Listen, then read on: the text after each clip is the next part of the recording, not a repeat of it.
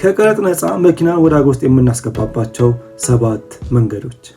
እንደሚታወቀው በሀገራችን በየዕለቱ የመኪና የመግዛት ዋጋ እየቀነሰ በዛውም ልክ ደግሞ የመኪና ዋጋ በየቀኑ እየናረ ይገኛል። ታዲያ በዛሬው ቪዲዮ ከኢትዮጵያ ኢንቨስትመንት ኮሚሽን የወጣውን መረጃ 7 ዘርፎች ከቀረጥ ነፃ መኪና ወደ ሀገር ውስጥ የሚያስገቡትን እነማን እንደሆኑ እንዲሁም ደግሞ ስንት ብዛት ማስገባት እንደሚችሉ በዛሬው ቪዲዮ እንመለከታለን። ሰላም ጤና ይስጥልኝ ውድ ቻናል ቤተሰቦች፣ እንኳን ወደ ቻናሉ በሰላም መጣችሁ እያልኩኝ ለዚህ ቻናል አዲስ ከሆናችሁ ሰብስክራይብ በማድረግ ይህንን ቤተሰብ ይቀላቀሉ። ብዙ ሰዎች መኪና ለማስገባት በጣም ችግር የሚሆንባት ሀገር ውስጥ እንደመኖራችን መጠን አብዛኞቹ ወደ ኢንቨስትመንት ፊታቸውን አዙሯል። ታዲያ የኢትዮጵያ ኢንቨስትመንት ኮሚሽን 7 ዘርፎች ከቀረጥ ነፃ መኪና እንዲያስገቡ አውጇል። ወደ ቀዳሚው ስንሄድ ለአምራች ኢንቨስትመንት ላይ ተሰማርተው ለሚገኙ ባለሀብቶች የተፈቀደ ተሽከርካሪ፣ በምግብ ኢንዱስትሪ ላይ ተሰማርተው ለሚገኙ ባለሀብቶች አንድ ፒክአፕ መኪና እንዲሁም ደግሞ አንድ ሽፍን የጭነት መኪና ወደ ሀገር ውስጥ ከቀረጥ ነፃ እንዲያስገቡ ተፈቅዶላቸዋል። በተጨማሪም ደግሞ የመጠጥ ኢንዱስትሪ ላይ ተሰማርተው ለሚገኙ ኢንቨስተሮችም በተመሳሳይ አንድ ፒክአፕ መኪና እንዲሁም ደግሞ አንድ ሽፍን የጭነት መኪና እንዲያስገቡ ተፈቅዶላቸዋል ማለት ነው።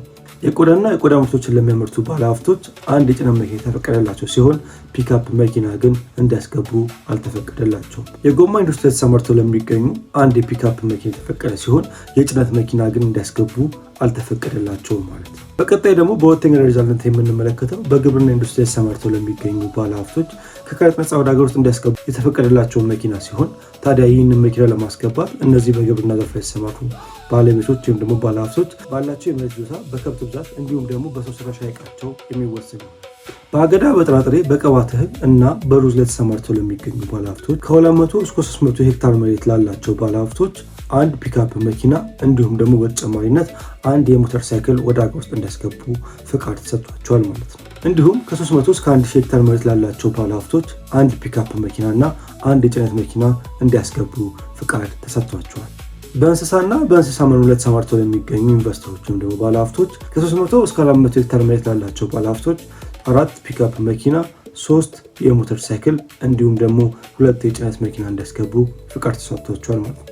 ልብ እንድትሉ የሚያስፈልገው ቅድም እንደነገርኳችሁ ይህ በግብርና ዘርፍ ላይ የተሰማሩ ባለሀብቶች ወይም ደግሞ ኢንቨስተሮች ባላቸው ሄክታር መሬት የሚወሰን ሲሆን ያስገቡትንም መጠን በዛው ልክ አሬንጅ እየተደረገ ፍቃድ የሚሰጣቸው ይሆናል ማለት ነው። በሶስተኛው ደረጃ ደግሞ የምንመለከተው በኮንስትራክሽን ዘርፍ ላይ ተሰማርተው ለሚገኙ ባለሀብቶች የተፈቀደላቸውን የመኪና ዝርዝር ሲሆን በኮንስትራክሽን ላይ ተሰማርተው ለሚገኙ ባለሀብቶች ከደረጃ 1 እስከ ደረጃ 5 ላሉት አንድ ፒክአፕ መኪና እንዲያስገቡ ተፈቅዶላቸዋል ማለት ነው። እንዲሁም በማዕድን ማውጣት ዘርፍ ላይ ተሰማርተው ለሚገኙ ባለሀብቶች አንድ ፒክአፕ መኪና፣ አንድ የጭነት መኪና፣ አንድ ድሪል እንዲሁም ደግሞ አንድ ክሬን መኪና እንዲያስገቡ ፍቃድ አግኝተዋል። እነዚህ የማዕድን ማውጣት ዘርፍ ላይ ተሰማርተው ለሚገኙ ባለሀብቶች የመኪና ብዛት ከ4 መብለጥ የለበትም።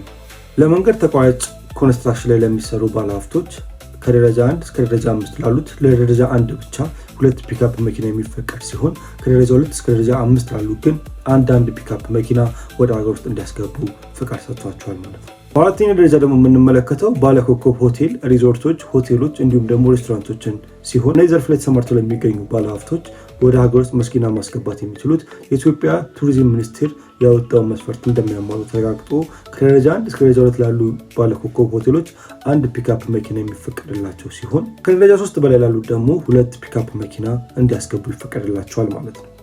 በአምስተኛ ደረጃ የምንመለከተው ለመረጃና ቴክኖሎጂ ዘርፍ ላይ ተሰማርተው ለሚገኙ የተፈቀደላቸውን የመኪና ዝርዝር ሲሆን በመረጃና ቴክኖሎጂ ልማት ዘርፍ ላይ ተሰማርተው ለሚገኙ ዴሊቨሪ ቫን ማስገባት የተፈቀደላቸው ሲሆን ታዲያ እነዚህ ደግሞ ቫኖች ከ3 መብለጥ እንደሌለባቸው ተጠቁሟል።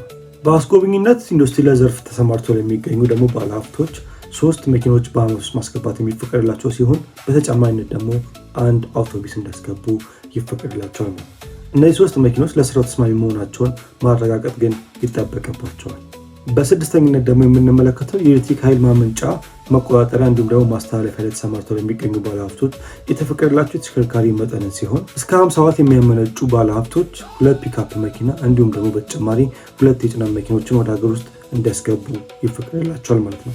ከ50 እስከ 100 ሜጋዋት ለሚያመነጩ ደግሞ ባለሀብቶች 2 ፒክአፕ መኪናና 3 የጭነት መኪኖችን ወደ ሀገር ውስጥ እንዲያስገቡ ተፈቅዶላቸዋል።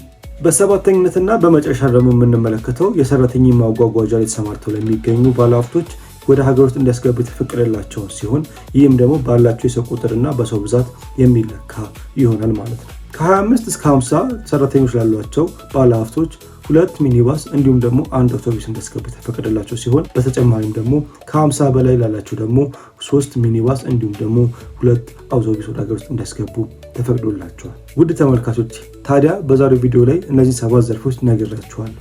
እነዚህ 7 ዘርፎች ከቀረጥ ነፃ ወደ ሀገር ውስጥ የምናስገባባቸው ሲሆኑ እዚህ ጋር ደግሞ እንዴት መኪና ወደ ሀገር ውስጥ ማስገባት እንደምንችል የሚያስፈልገን የብቃት ማረጋገጫ የሚያሳይ ቪዲዮ ሰርቼላችኋለሁ። እስከ ቀጣይ ቪዲዮ እስክንገናኝ ድረስ ሰላም ቆዩልኝ።